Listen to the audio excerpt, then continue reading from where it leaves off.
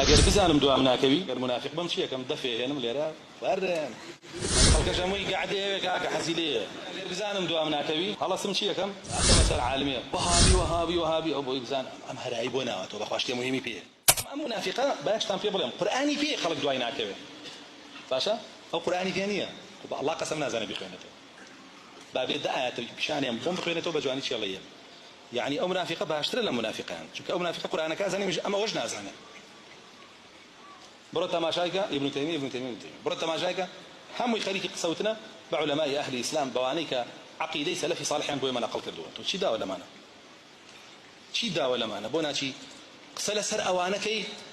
كعقيدة خرجان فاسد كردوه تيشان داو بوها في بوما أو حالي زور بيت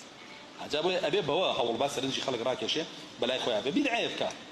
مثل بدعة قربيته قولي به قربيته فعلي به قربيته اعتقادي به يعني بدعك قسيك بهالياتنا بدعك كردار بهالياتنا باشا ملائكم دي جمعان فرض نية سنة جمعة الله جل جلاله فرميتي إذا نودي للصلاة من يوم الجمعة فاسعوا إلى ذكر الله يشيب كم وذروا البيع ودنيا كسابتي شكي أبي بيبو مسقود